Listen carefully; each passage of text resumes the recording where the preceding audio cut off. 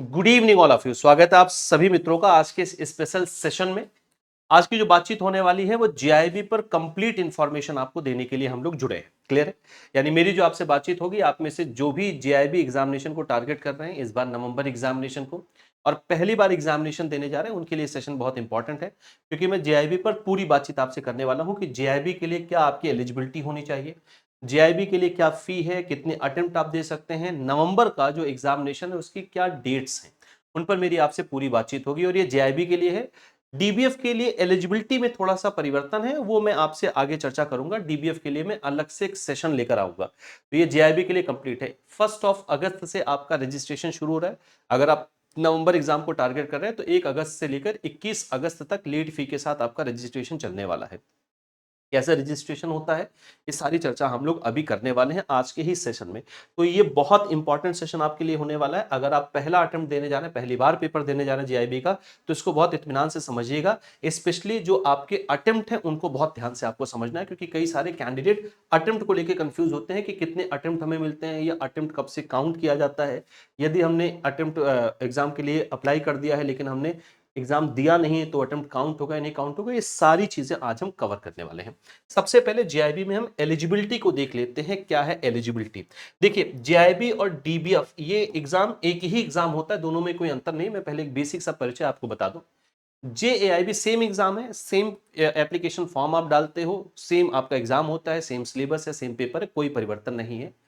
JIB उनके लिए है जो ऑलरेडी बैंक में है, यानी उनका बैंक आईएबीएफ का मेंबर है और उन्होंने आईएबीएफ की मेंबरशिप ले रखी है। डीबीएफ, यही एग्जाम डीबीएफ नाम से होता है, सिर्फ नाम में परिवर्तन है और थोड़ा सा एलिजिबिलिटी क्राइटेरिया में चेंज है। डीबीएफ उनके लिए होता है जो आईएबीएफ के मेंबर्स नहीं, बोलचाल की भाषा में अगर मैं कहूं तो जो बैंक में काम नहीं कर रहे हैं वो डीबीएफ के नाम से इस एग्जामिनेशन को देते हैं, और जो बैंक में है आईएबीएफ के मेंबर हैं वो जेआईबी के नाम से देते हैं। डीबीएफ वगैरह की मैं एलिजिबिलिटी एक सेशन में आपसे अलग से डिस्कस करूंगा। पहले एलिजिबिलिटी क्राइटेरिया देख लीजिएगा। द एग्जाम में एक एक बात को यहां पर ठीक से बताता चल। The examination is open only to ordinary member of the institute any working in the banking and financial industry whose employer is an institutional member of the institute। यहां पे ये जो इंस्टीट्यूट शब्द इस्तेमाल हो रहा है वो आईएबीएफ के लिए हो रहा है।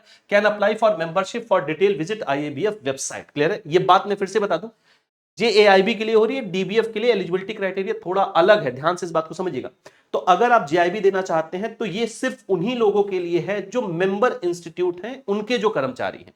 क्लियर है? यानी जो बैंक या फाइनेंशियल इंस्टीट्यूशंस में काम कर रहे हैं, जो वर्किंग प्रोफेशनल्स हैं, जो बैंकर्स हैं, और उनका बैंक यानी उनका एम्प्लॉयर आईएबीएफ का मेंबर है, वही सिर्फ एलिजिबल है। एक बात मैं यहां पर और क्लियर कर दूं, जेआईबी देने के लिए आपका भी आईएबीएफ का मेंबर होना जरूरी होता है। यानी जेआईबी एग्जाम के लिए पहले आपको आईएबीएफ की मेंबरशिप लेनी होती है, जो वन टाइम होती है। आईएबीएफ की मेंबरशिप लेनी होती है, तब आप जेआईबी के लिए एलिजिबल होते हैं। तो आपका एम्प्लॉयर आईएबीएफ का मेंबर होना चाहिए और आप स्वयं भी आईएबीएफ के मेंबर होने चाहिए। आपका एम्प्लॉयर अगर आईएबीएफ का मेंबर है तो आप आईएबीएफ की मेंबरशिप ले सकते हैं। तो पहला एलिजिबिलिटी क्राइटेरिया क्या है कि आपका एम्प्लॉयर आईएबीएफ के मेंबर हो, जो सारे बैंक और फाइनेंशियल इंस्टीट्यूशन बेसिकली होते हैं, और आप भी आईएबीएफ की मेंबरशिप लेकर ही इसमें अप्लाई कर सकते हैं। क्लियर है? अब अगर हम एजुकेशनल क्वालिफिकेशन की बात कर सके तो candidate must have passed the 12th standard examination in any discipline और इट्स इक्विवेलेंट द इंस्टीट्यूट में। हाउएवर, तो पहली कंडीशन क्या है कि एक तो आप आईबीएफ के मेंबर हो, ये सिर्फ जेआईबी के लिए बात हो रही है। दूसरी कंडीशन क्या है कि 12th एग्जामिनेशन पास हो। दूसरी एक और कंडीशन है कि इंस्टीट्यूट में यानी IABF, however it is discretion यानी उसके अपने विवेक पर आधारित, allow any candidate from collector और supervisory staff cadre of banks to appear at the examination on the recommendation of the manager of the bank, officer in charge of the bank's office where the candidate is working, even if she is not 12th standard pass or its equivalent। क्या है भैया condition? ये कि आप आईएबीएफ के member हो, और दूसरी कंडीशन है कि आपका 12th एग्जामिनेशन क्लियर होना चाहिए किसी भी डिसिप्लिन में। तो डिसिप्लिन के लिए यहां पर कुछ ऐसा मैंडेटरी नहीं रखा गया है। आईएबीएफ ये कहता है कि अगर जिस बैंक में ऐसा कोई कर्मचारी जो क्लर्कल कैडर पर है या सुपरवाइजरी लेवल पर है, यहां पर क्लियरली बात लिखी गई कि अगर आप क्लर्कल कैडर पर या सुपरवाइजरी स्टाफ हैं और आप इंटरमीडिएट पास नहीं है तो भी आप एग्जाम दे सकते हैं। लेकिन उस केस में यदि आपका बैंक मैनेजर ये रिकमेंडेशन देता है और आईएबीएफ उस रिकमेंडेशन को मान लेता है, तब आप उस केस में एग्जाम दे सकते हैं, अगर आप 12th पास नहीं है या उसके इक्विवेलेंट अगर आप एग्जाम पास नहीं है तो। क्लियर है? और दूसरी कंडीशन है कि आपको 12th एग्जाम पास होना जरूरी होता है। तो ये जो दूसरी वाली कंडीशन है ये कुछ ही लोगों के लिए, अगर ब्रांच मैनेजर ये रिकमेंडेशन देता है, आईएबीएफ उस रिकमेंडेशन को एक्सेप्ट करता है, और वो आईएबीएफ के विवेक के ऊपर है, वो चाहे तो इसको रिजेक्ट कर सकता है। तो आप 12th ना पास होने की कंडीशन में एग्जामिनेशन दे सकते हैं। तब जब ऐसा होता है, अदरवाइज आपका 12th एग्जामिनेशन पास होना जरूरी है। तो दो कंडीशन, आईएबीएफ के मेंबरशिप और 12th एग्जामिनेशन पास होना चाहिए। सबऑर्डिनेट स्टाफ और recognised banking financial institution in India who are member of the institute are eligible to appear at the examination provided they have passed the 12th examination और its equivalent. तीसरी condition यहां पर एक साथ मिला के लिख दी गई है कि भैया अगर आप 12th में पास हैं, आप आईएबीएफ के मेंबर हैं, तो आप इस एग्जामिनेशन के एलिजिबल हैं। तो आप सभी के लिए एलिजिबिलिटी क्या है कि आपको जेआईबी के लिए आईएबीएफ की मेंबरशिप लेनी पड़ेगी। जेआईबी उनके लिए होता है जो आईएबीएफ के मेंबर हैं, डीबीएफ उनके लिए होता है जो आईएबीएफ के मेंबर नहीं है। तो आपने आईएबीएफ की मेंबरशिप ले ली, आप 12th एग्जामिनेशन पास है, तो एग्जामिनेशन के लिए आप एलिजिबल हैं। ये एग्जामिनेशन साल में 2 बार होता है। पहला होता है मई और जून में, कई बार मई में ही समाप्त हो जाता है, कई बार मई और जून में जाता है। जैसे इस बार एक ही मंथ में आपका समाप्त हो गया था, मई में। और दूसरा जो साइकिल होता है वो होता है अक्टूबर नवंबर में। इस बार आपका पेपर नवंबर में पड़ रहा है, 2 नवंबर से शुरू होकर 16 नवंबर तक आपका जेआईबी का एग्जाम जाना है। अब आते हैं सब्जेक्ट क्या है। इस एग्जामिनेशन में आपको 4 सब्जेक्ट देने होते हैं, जो जिस सीक्वेंस में आपको यहां पर दिख रहे हैं उसी सीक्वेंस में आपको देने को मिलेंगे।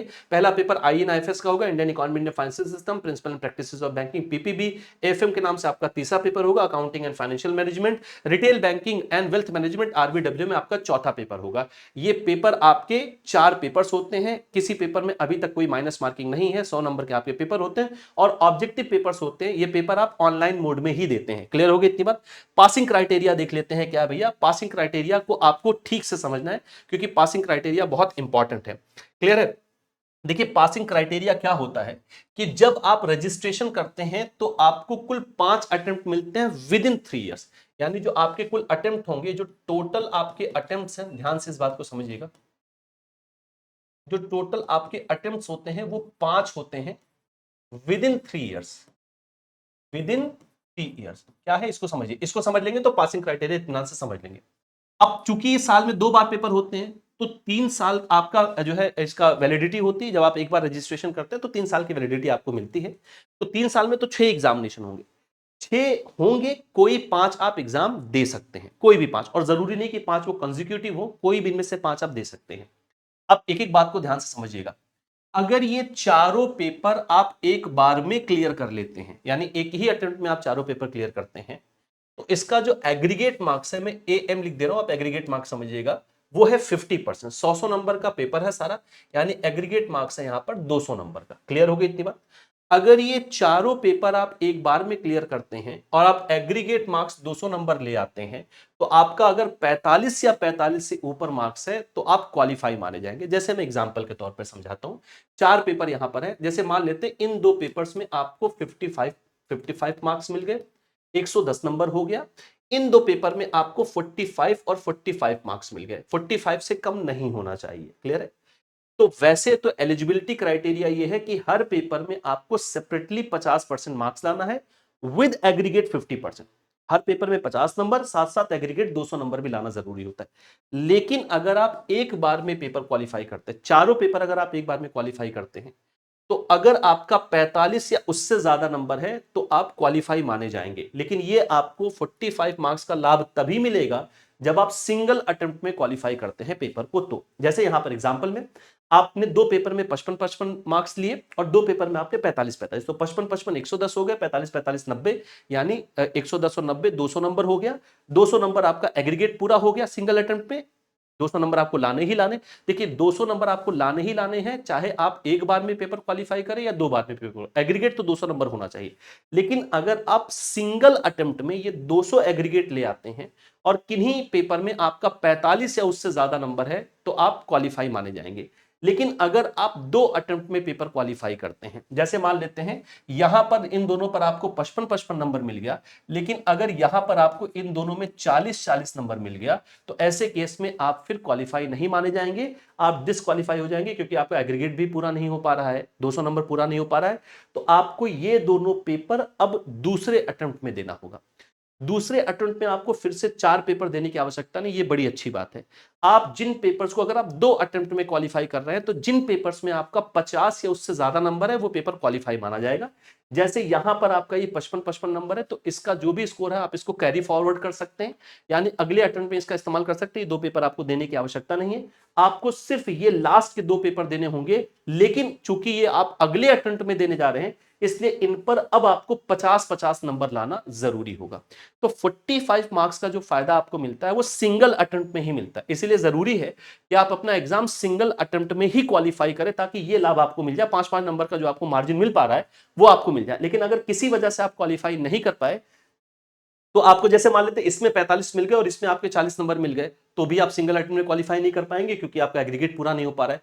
तो फिर आप इन दोनों को कैरी फॉरवर्ड कर सकते हैं। इन दोनों में आपको अगले अटेम्प्ट में सिर्फ लास्ट के 2 पेपर देने होंगे और दोनों में 50-50 नंबर लाना होगा। क्लियर है? तो आपका जो एलिजिबिलिटी इसमें जो आपका जो पासिंग क्राइटेरिया है वो तो है 50-50% का, एग्रीगेट 50% के साथ। लेकिन अगर आप सिंगल अटेम्प्ट में क्वालिफाई करते हैं तो सिर्फ 45-45 से भी आपका काम चल जाएगा। लेकिन ये फायदा सिर्फ सिंगल अटेम्प्ट में। देखिए क्या है, minimum marks for pass in the exam is 50 out of 100, तो 50 नंबर आपको लाना है। लेकिन candidate securing at least 45 marks in each subject with an aggregate of 50% marks. अगर कैंडिडेट हर पेपर में 45 नंबर भी लेकर आता है और साथ ही साथ वो एग्रीगेट अगर 50% मार्क्स भी ले आता है, मतलब उसका 200 नंबर हो जा रहा है और हर पेपर में 45-45 नंबर लेकर आ रहा है और 200 वो पूरा कर ले रहा है, तो फिर वो पास माना जाएगा। लेकिन हर पेपर में 45-45 नंबर लाके आप सिर्फ 180 नंबर ही ला पाएंगे। इसका मतलब है कुछ पेपर में आपको 50 या उससे ऊपर नंबर लाने पड़ेंगे, तो 45 का लाभ आपको मिल जाएगा। क्लियर है?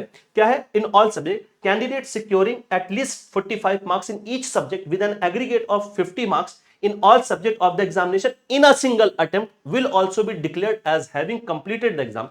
तो इसको हम जो है एग्जाम क्वालिफाई मानेंगे, लेकिन ये सिंगल अटेम्प्ट में। अगर आप सिंगल अटेम्प्ट में क्वालिफाई नहीं कर पाते हैं तो उस केस में हर पेपर में आपको 50 या उससे ज्यादा नंबर लाना होगा, साथ ही साथ एग्रीगेट 200 नंबर लाना होगा। Candidate will be allowed to retain credit for the subject they have passed in an attempt till the expiry of the time limit of passing the exam.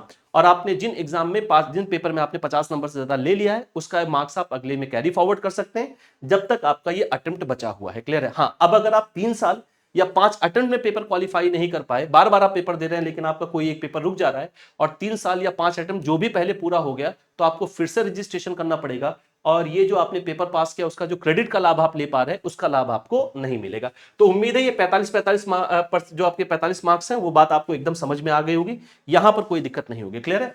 तो ये तो हो गया आपका पासिंग क्राइटेरिया। तो कोशिश करिए एक बार में पेपर को क्वालिफाई करिए, ताकि 45 नंबर में भी आपका काम चल जाए। लेकिन 45 से अगर कम होगा तो फिर आप डिस्क्वालीफाई उस पेपर में माने जाएंगे। अब टाइम लिमिट क्या है भैया? A candidate will be given 5 attempt for completion of JAIIB exam but within a maximum period of 3 years. Candidate को 5 अटेम्प्ट दिया जाता है मैक्सिमम 3 साल के अंदर, whichever is earlier from the time he is registered for the exam. This 5 attempt need not to be consecutive. तो जिस दिन आप रजिस्ट्रेशन करते हैं पहली बार, वहां से आपको 3 साल मिलते हैं। क्लियर हो गई इतनी बात भैया? इन 3 सालों में आप कोई भी 5 अटेम्प्ट दे सकते हैं। अगर इस 5 अटेम्प्ट में ये 3 साल जो भी पहले पूरा हो गया, अगर आप क्वालिफाई नहीं कर पाते तो आपको री रजिस्ट्रेशन करना पड़ेगा। पहला नुकसान। दूसरा नुकसान, आपको कोई पास हुए पेपर का क्रेडिट नहीं मिल पाएगा। और ये 5 अटेम्प्ट देना कंजिक्यूटिव जरूरी नहीं है, आप पहला अटेम्प्ट देके दूसरा छोड़ सकते हैं, तीसरा अटेम्प्ट दीजिए, कोई जरूरी नहीं है कि आप कंजिक्यूटिव ही दें। Candidate unable to pass the examination within the maximum stipulated time period of 3 years or 5 attempts, whichever is earlier, will be required to re-enroll themselves afresh. Such candidate will not be granted credit for subject passed if any earlier। अगर candidate अपना 3 साल या 5 attempt जो भी पहले पूरा हो जाता है उसमें ये सारे पेपर क्लियर नहीं कर पाता है, तो उसको री एनरोल करना पड़ेगा, यानी पूरी फीस उसको फिर से देनी पड़ेगी और उसको किसी भी पास एग्जामिनेशन का क्रेडिट नहीं मिल पाएगा। ये नुकसान होता है। इसलिए कोशिश करिए कि पहले तो कोशिश आपकी होनी चाहिए सिंगल अटेम्प्ट में पेपर क्वालिफाई कर पाए, और लगभग बैंकर सिंगल अटेम्प्ट में ही पेपर को क्वालिफाई कर लेते, कोई ऐसी दिक्कत इसमें होती नहीं है।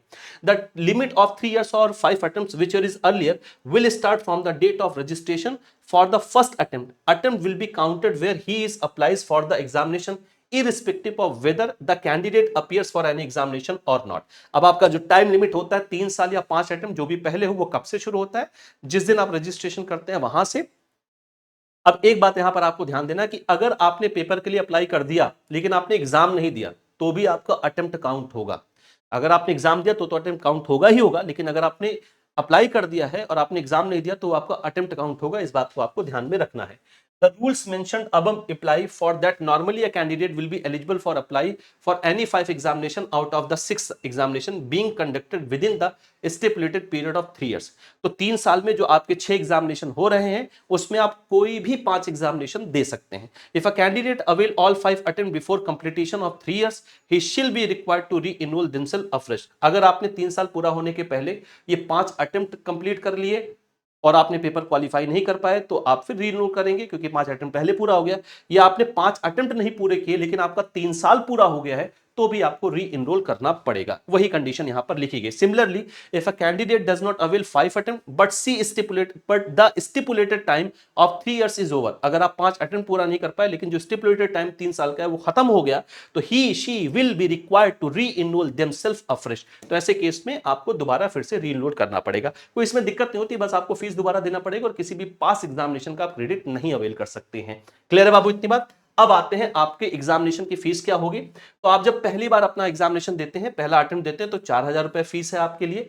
बाद में सेकंड, थर्ड, फोर्थ और फिफ्थ अटेम्प्ट के लिए आपके लिए 1300 रुपए की फीस है, अगर आप क्वालिफाई नहीं कर पाते तो। कोशिश करिए एक बार में क्वालिफाई कर लीजिए, आपको ये बार बार फीस पे ना करनी पड़े। जीएसटी और ये सारी चीजें इसमें अलग से होती हैं।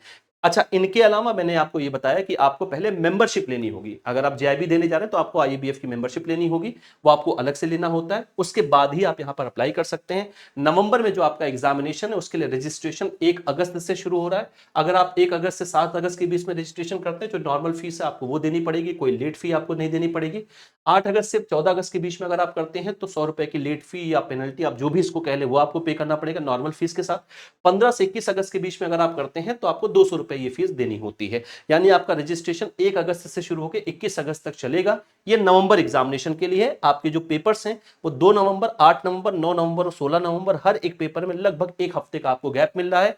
इसी सीक्वेंस में आपका पेपर होता है। तो ये है आपके लिए पूरी चर्चा।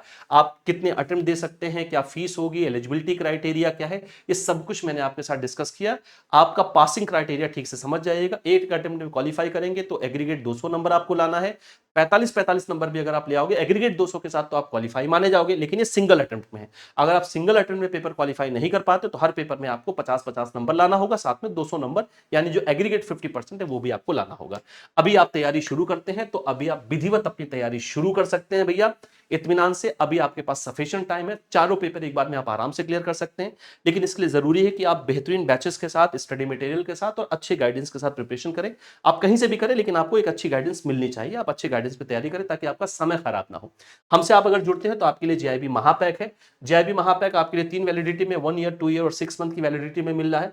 महापैक में सबसे अच्छी खास बात, ये आपको वन स्टॉप सोल्यूशन है। महापैक में अगर आप एडमिशन लेते हैं तो आपको जितने भी रनिंग बैचेस होते हैं उनका सबका एक्सेस मिलेगा, नंबर ऑफ बैचेस का एक्सेस आपको मिलता है।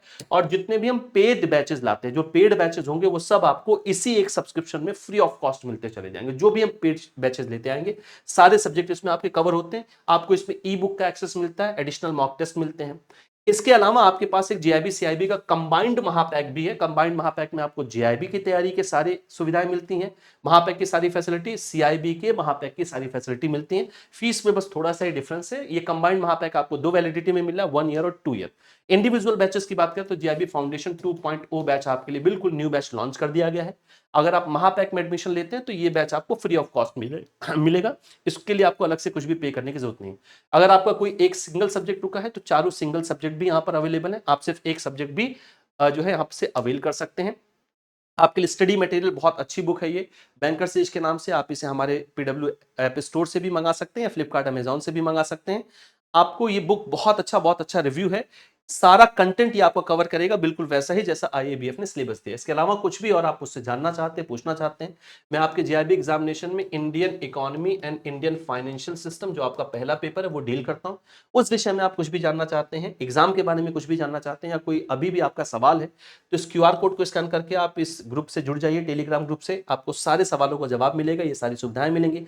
क्यूआर कोड को स्कैन करने में कहीं कोई दिक्कत आ रही है तो आप सिंपली टेलीग्राम पर सर्च करें आशीष सर जेआईबी सीआईबी एग्जाम्स। आप इस माध्यम से भी मुझसे जुड़ सकते हैं। तो आज मैंने आपको पूरा पासिंग क्राइटेरिया, सारी चीजें आपको बता दी, एलिजिबिलिटी वगैरह, फीस वगैरह, डेट एग्जाम की, सब कुछ आपके साथ डिस्कशन हो गया है। डीबीएफ सेम एग्जामिनेशन होता है, यही पेपर आपको देने होते हैं, बस इसमें एलिजिबिलिटी क्राइटेरिया में थोड़ा सा अंतर है। वो मैं आपके साथ अलग सेशन में डीबीएफ के कैंडिडेट के लिए डिस्कस करूंगा। आज के लिए इतनी बात। अपना ख्याल रखिए और तैयारी अब शुरू कर दीजिए भैया। बहुत बहुत धन्यवाद।